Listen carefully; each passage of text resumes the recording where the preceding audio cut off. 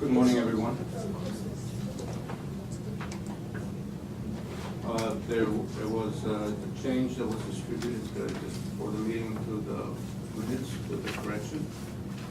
I assume you've had a chance to look at it. The correction has to do with one member abstaining from a vote last meeting that wasn't properly recorded.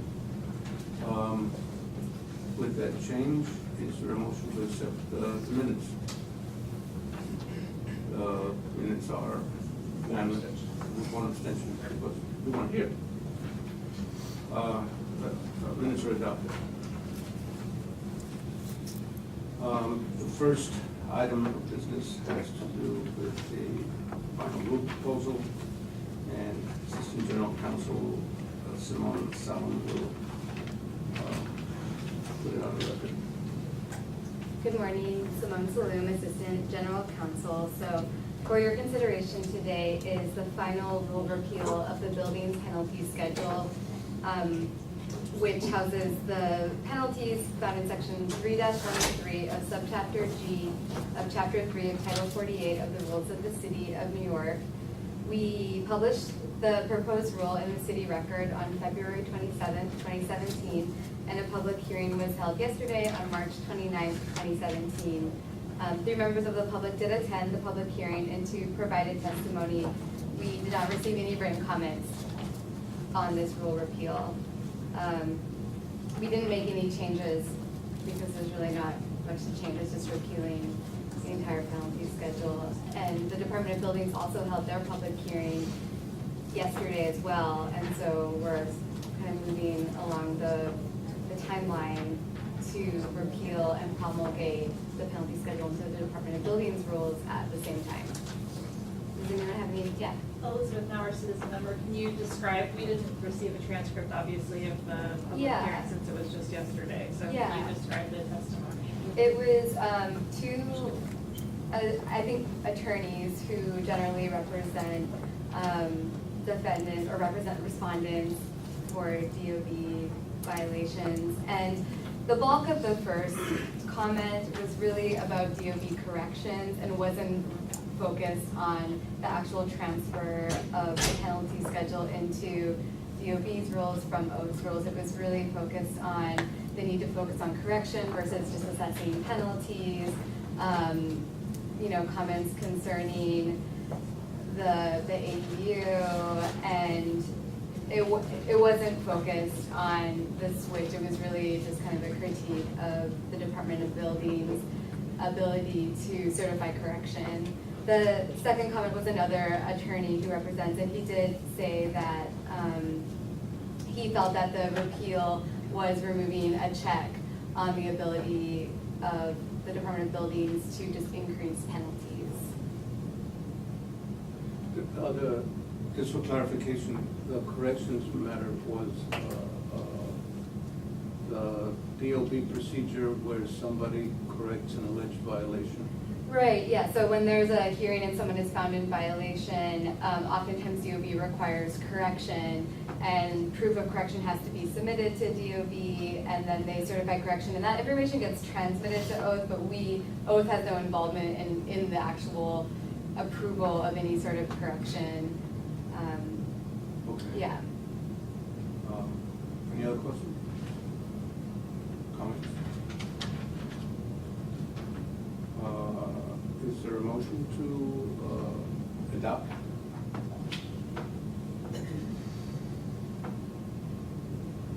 Opposed? One opposed, one abstention? Okay. You got the count? Yeah, Okay. thank you. Good stuff. Before we go on, I want to give all of you a heads up on something that's going on. We got some collateral inquiries by way of the press on what's going on with ICE and immigration and the whole business that's occurring in Washington. And it's basically along the lines of what would we do if ICE shows up at an oath hearing or an ECB hearing or something like that. which is, I think what precipitated the question is that there were some press reports in the last week that ICE agents were hanging out in courthouses, and after somebody had to make an appearance at the courthouse, after their appearance, they got a tap on the shoulder and were escorted to Iceland or whatever they take them. Very simply, so in case you get any inquiries in any fashion, you know what our basic policy is. All our hearings are open to the public, just like court is. And when people will show up at the door, we don't inquire as to what their business is there, because that would have a chilling effect on the whole concept of an open system. Even if they show up with a black suit, black tie, and Wayfarer sunglasses, we don't stop them. And we're not going to put a sign on the door, check your guns and badges at the door either. But as a serious matter, if someone identifies themselves as an ICE agent, or if, whether it's in person or by phone or correspondence or whatever, we get a communication requesting information from us, from ICE, the drill for all city agencies is that they will be referred to the Corporation Counsel's office. And the Corporation Counsel's office will become the point person, as it were, for dealing with whatever their inquiry is. There's issues about whether something is a judicial warrant, an administrative warrant, or an inquiry, whatever, that will be dealt with by the law department. Clearly, if somebody just shows up and is sitting there, they have a right to do that like anybody else does. We will not supply any information to anybody that requests it from ICE without going through the law department. That doesn't mean people can't go FOIL requests like anybody else can. I don't know what good that would do them, because there's no way to identify the nationality of a respondent just from a summons. Somebody pointed out, however, that they may have an individual in mind, and they're doing further investigation of that individual. That is again, something for the law department to worry about. They have basically set up a flying squad to deal with anything like that that might come up. So they're basically locked and loaded. And in the immortal words of Jose Jimenez, ain't my job. So succinctly, any inquiries from ICE or ICE-related stuff is shifted to the law department, and the law department deals with it, and we take our direction in that matter from the law department as to where to go. And I think that's a matter of reviewing a bunch of technical stuff that we shouldn't be playing with, and it should be consistent across all city agencies. And on that, oh, yeah, I'm sorry.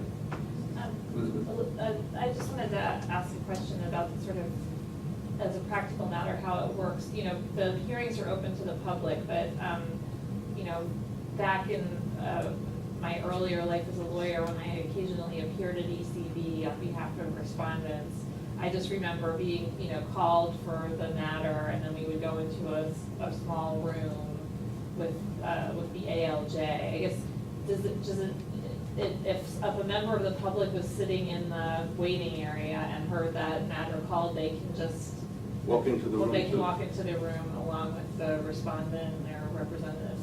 Yeah, yes, they can. There was an incident before the taxi tribunal was transferred over to Oath and eventually absorbed into the hearings division. I can't remember exactly what year, but for some strange and bizarre reason, one of my successors banned the public from hearings on summonses at TLC, which resulted in a journalism student from Columbia University, who also happened to be a lawyer, suing the TLC on that matter. And fortunately, he won. Also collected a lot of money in the process.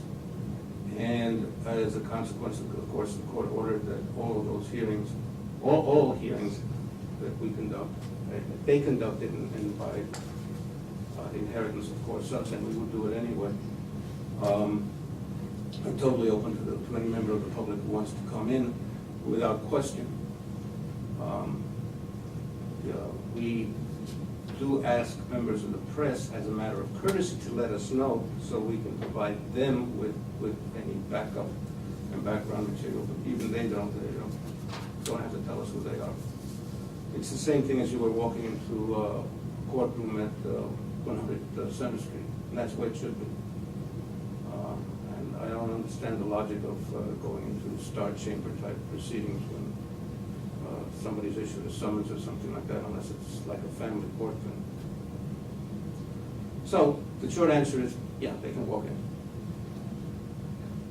And I was only being slightly sarcastic when I said, unless they're wearing a black suit, black plate pair, sunglasses, and a white shirt, we probably wouldn't imagine that they had anything to do with the feds.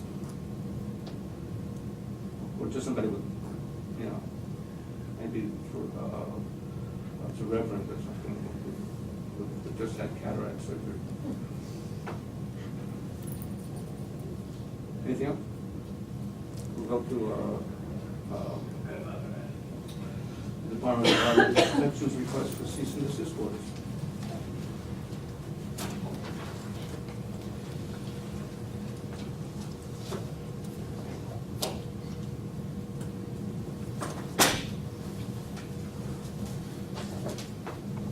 Good morning. I'm Russell Pecunes with the Bureau of Legal Affairs at the Department of Environmental Protection.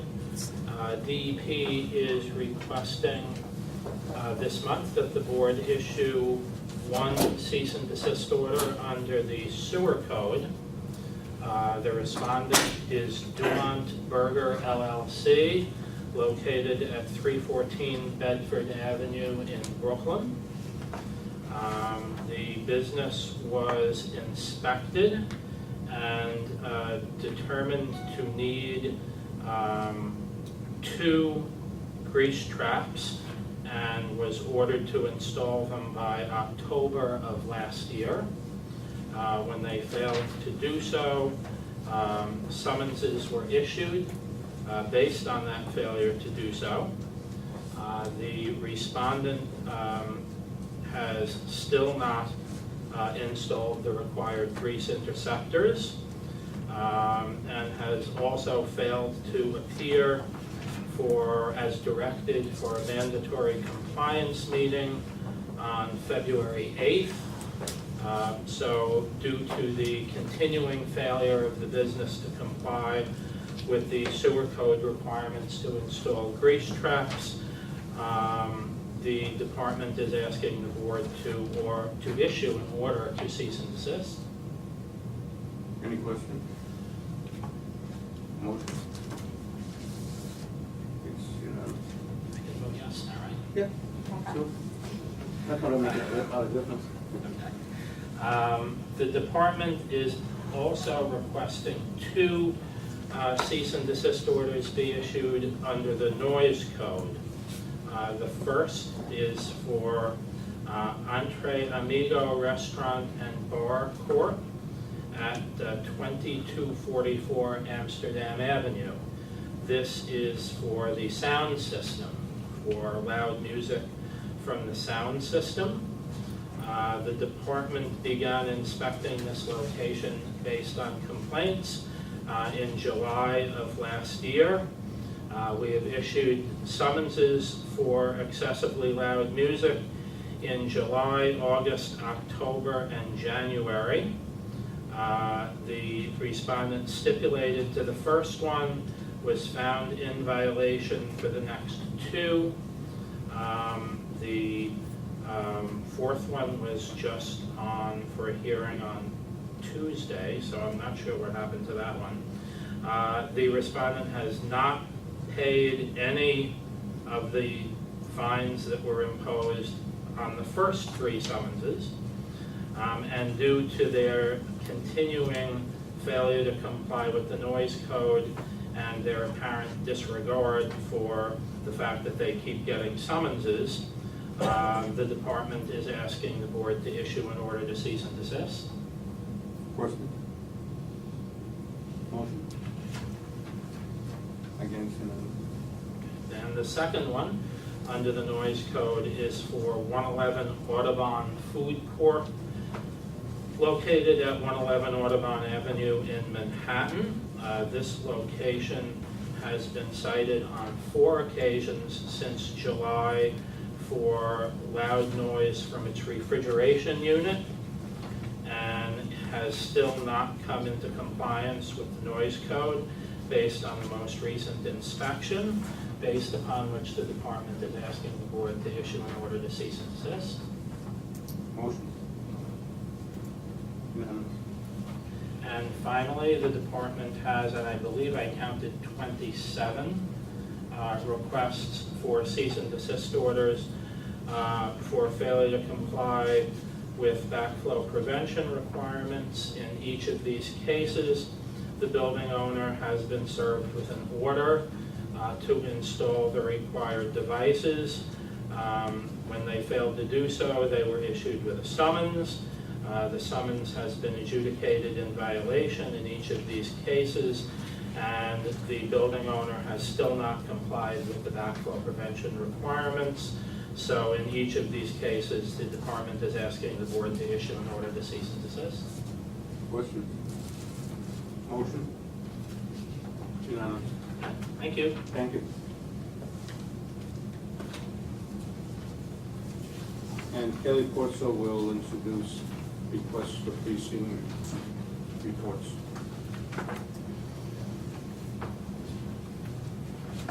Good morning. We have 24 concern reports for today's board. 14 of those involve backflow violations and 10 involve air code violations.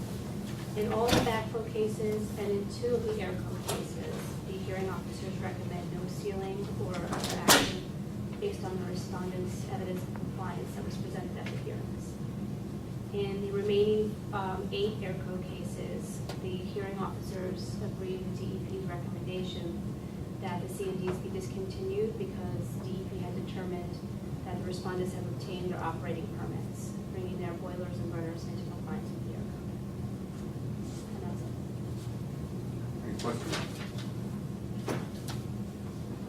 Go. Motion? Unanimous. Is there a motion to go into executive session? We are going into executive session.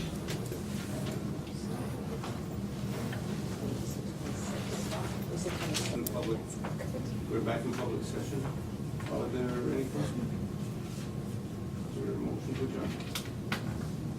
We're adjourned. Happy spring.